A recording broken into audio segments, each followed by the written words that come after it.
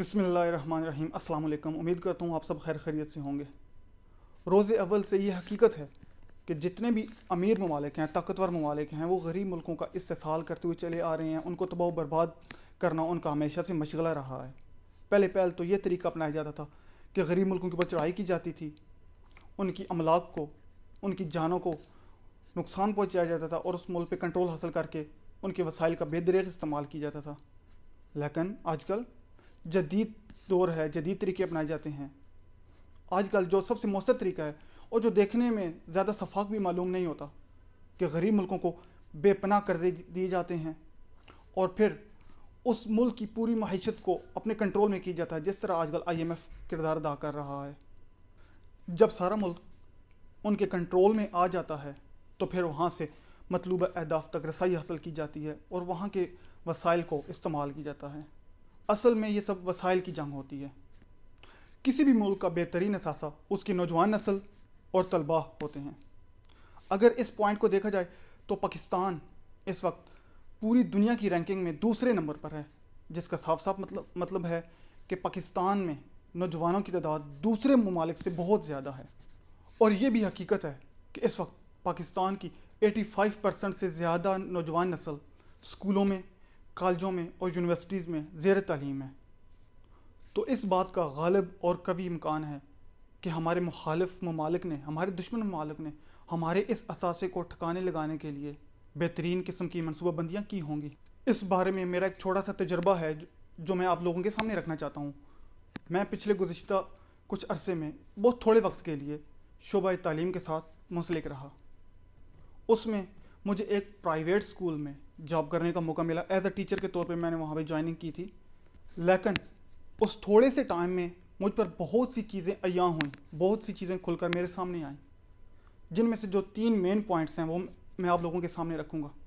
सबसे पहले, उन प्राइवेट स्कूलों में असातिज़ा कराम, प्राइवेट स्कूलों में अगर आप मुशाहिदा करें, मुताला करें, ये जाकर देखें तो वहाँ पर आपको नौजवान लड़कियाँ और नौजवान लड़के अक्सर टीचिंग करते हुए दिखाई देंगे। अगर आप उनकी तालीम के बारे में रिसर्च करें तो आप ये जानकर हैरान होंगे कि उनमें से 95% टीचर्स मैट्रिक पास होंगे या फिर FSC तो बिल्कुल बहुत दूर की बात है। और हम लोग गवर्नमेंट स्कूलों के पढ़े लिखे टीचर्स पर उन टीचरों को या उन स्कूलों को क्यों तरजीह देते हैं? सिर्फ अपने स्टेटस की वजह से।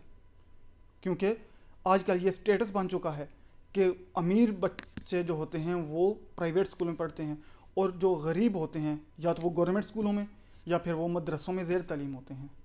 अभी ये फ़ैसला आपका है कि क्या FA या मैट्रिक पास टीचर्स आपके बच्चे को जदीद तालीम से और आला तालीम से, बेहतरीन तालीम से रोशनास कर सकते हैं या नहीं।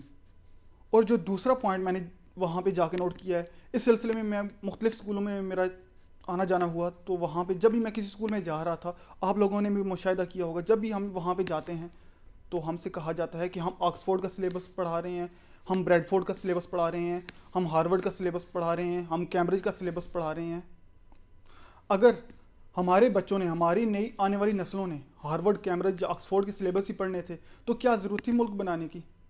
हमारा मुल्क ला इलाहा इल्लल्लाह की बुनियाद पे बना है और इस मुल्क में सिर्फ अल्लाह का निज़ाम और अल्लाह का निसाब होना चाहिए। और अल्लाह का निसाब क्या है? कुरान और हदीस की तालीम।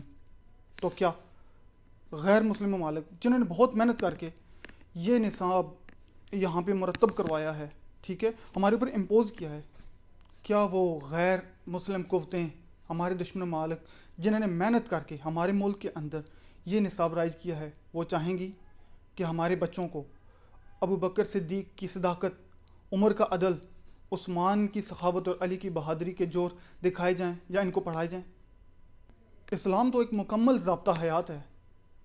उसकी किताब अल्लाह की किताब है जो पूरी दुनिया का खालिक है, मौजूद है। क्या उसकी किताब में इतनी कमी है कि हम कुरान से और नबी की सीरत से अपने बच्चों के लिए निसाब मुकर्रर कर सकें? इसके बाद आता हूँ मैं एक इंतहाई अहम पॉइंट की तरफ।